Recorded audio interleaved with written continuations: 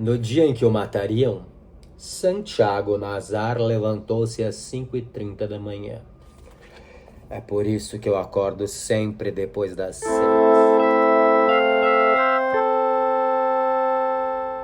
Eu não costumo dar dicas de leitura aqui, porque tem muitos canais que fazem isso, e tem poucos canais com a experiência que eu tenho, né, de 25 anos no meio editorial, meio literário, publicando, contando sobre os bastidores. Pouca gente disposta a fazer isso no YouTube. E se eu fosse dar dicas de livro, eu ia acabar tendo que dar dica de lançamento. Aí todo dia tem amigo lançando livro, conhecido lançando livro. Esse é um canal só falando dos livros dos amigos. Ia ter essa obrigação de ficar falando dos lançamentos.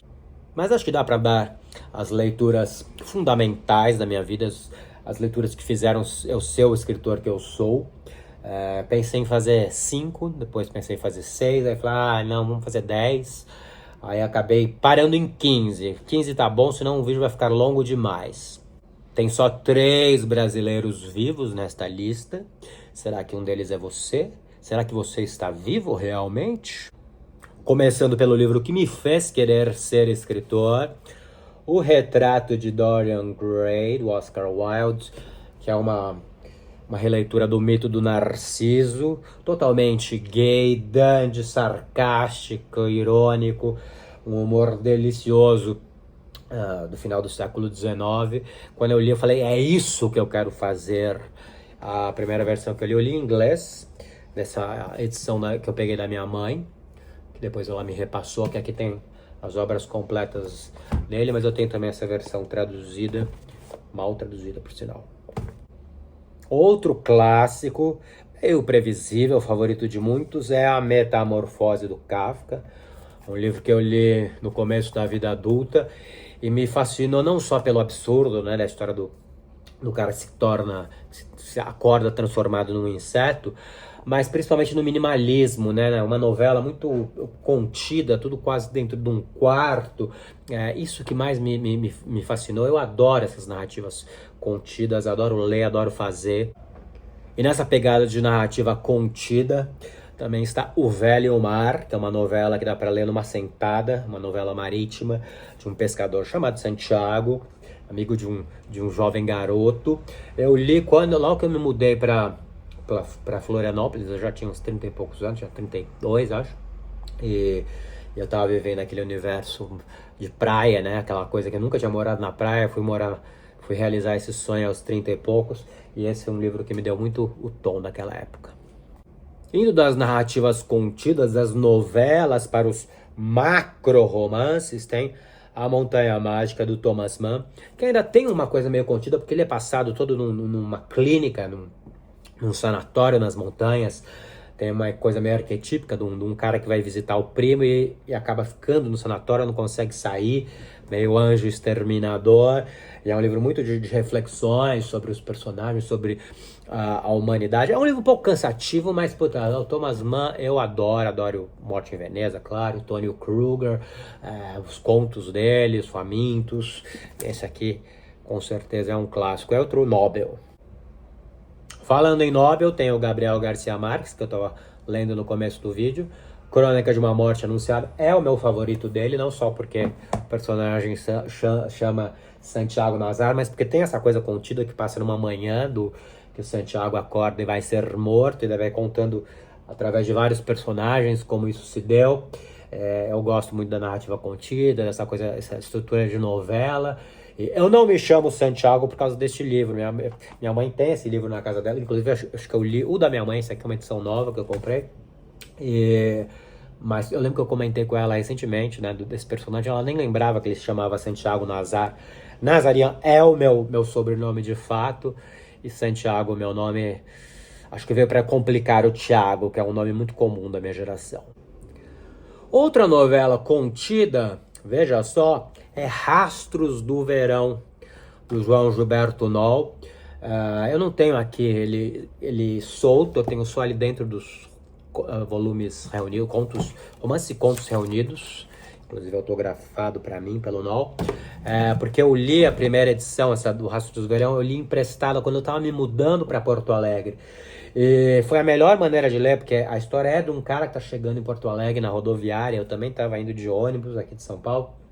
E, tem sempre essa coisa do Noel, do andarilho, com uma sexualidade meio fluida, que super me inspirou. Tem muito, assim, a minha obra tem muita influência do Noel, que depois se tornou um amigo e infelizmente é falecido. Outro gaúcho gay que eu adoro, claro, é o Caio. Esse eu li antes do Noel, conheci antes do Noel, ainda na adolescência. Esse é um livro daqueles livros que tinha na casa da minha mãe, as lombadas, sempre tava lá, morangos mofados, mas eu nunca soube o que havia por trás da lombada. Quando eu estava na idade, eu descobri. É um livro bem gay e muito datado dos anos 80, mas é gostoso esse estilo datado do Caio. É ultra sentimental, que hoje em dia me incomoda um pouco, mas é absurdo de bom. Continuando nos contos, nos gays, a gente tem Balé Ralé, do Marcelino Freire, que é um livro muito oral, em todos os sentidos. Uma prosa muito oral do Marcelino, assim, com rimas, com um estilo muito próprio dele, que só ele sabe fazer, que só ele faz e que ensina muito, assim, sobre liberdade na escrita. Eu gosto muito dos livros do Marcelino, me tornei muito amigo do Marcelino. Acho que nessa época que eu comprei esse livro eu já era amigo dele, mas esse talvez seja meu favorito. Indo agora para um gay mais underground, mais perigoso, bem mais perigoso, a gente tem Frisk, do Dennis Cooper, que é um livro das coisas mais pesadas que você pode fazer e ler em literatura. É livro de abuso de menores, drogas, uma geração totalmente degenerada. É basicamente um livro de terror, mas com muito sexo. Todos os livros do Dennis Cooper são assim, eu tenho vários, adoro, mas é daqueles autores que o primeiro que você lê, que foi no caso foi esse, ele causa mais impacto, porque depois todos os outros são meio parecidos. Então eu recomendo para quem tem estômago forte, Frisk, do Dennis Cooper. Indo para o terror clássico, não poderia faltar o Drácula, do Bram Stoker. Esse eu li na adolescência, não esse aqui, essa é uma edição em inglês, eu li na adolescência uma edição em português da Ediouro, que eu não achei aqui. É um livro que eu adoraria ter traduzido, tem muitas traduções, mas eu nunca traduzi. Eu traduzi o Frankenstein, essas duas edições da Azar, tem a tradução minha, mas confesso que prefiro bem mais o Drácula. Falando em vampiros, o Harry Potter da minha infância foi O Pequeno Vampiro, que é uma saga de um menino meio nerd, assim, mais ou menos como eu era, que fica amigo de um vampiro. Tem vários livros, eu dei para minha sobrinha, que adorou, então passei este bastão e fiquei com esse primeiro que ela já tinha lido. E é um livro escrito por uma mulher, a Angela Summer Buddenbrook, para quem estava reclamando que não tem autoras mulheres. Mulheres têm essa coisa maternal, né? Elas escrevem bem para crianças. Ainda no terreno do terror, outro que eu li na adolescência foi o It, do Stephen King. Essa foi a edição que eu li em inglês, acho que foi nos primeiros livros que eu li em inglês. É um livrão aqui, é um pocket de mais de 1000 páginas. E tem a coisa dos 7 meninos protagonistas, que depois inspirou muito alguns livros meus, e talvez seja o melhor do Stephen King. Eu não sou um grande especialista em Stephen King, eu li meia dúzia de livros dele, mas esse com certeza marcou minha adolescência. Encerrando os livros infantis que influenciaram inclusive a minha literatura adulta, está obviamente os contos de Grinha, que tem os completos, mas eu acho que o que mais foi influente na minha infância foi essa edição aqui ilustrada.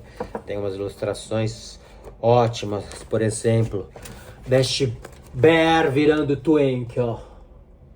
Voltando para os adultos contemporâneos, um dos meus livros favoritos de todos os tempos, acho que depois do Noel, do Cego e a Dançarina do Noel, o meu favorito é este, Paraísos Artificiais, do Paulo Henriques Brito, grande tradutor e poeta. Tem 2 livros de contos. Ele tem um que lançou recentemente que chama Castiçal, uma coisa, não lembro o nome, mas este aqui é o meu favorito. Tem muito do Noel, tem um tom meio noliano e está autografado, inclusive para mim. E talvez o maior livro da minha geração, da geração 00, dos jovens que começaram a publicar no início dos anos 2000, é Barba Ensopada de Sangue, do Daniel Galera.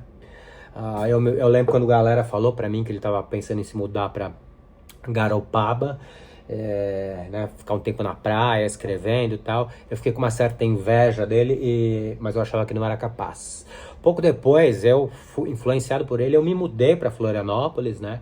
E até escrevi um romance litorâneo. Aí ele lançou esse, fez um enorme sucesso. Eu falei, não vou lançar, vão achar que eu estou indo na cola do Galera. E eu tava muito influenciado por ele.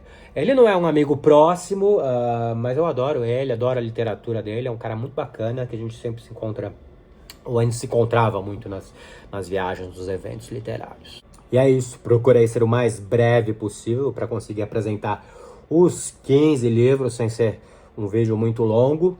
Mas se você quiser saber mais, quem sabe eu falo mais, então curta, compartilhe e me siga.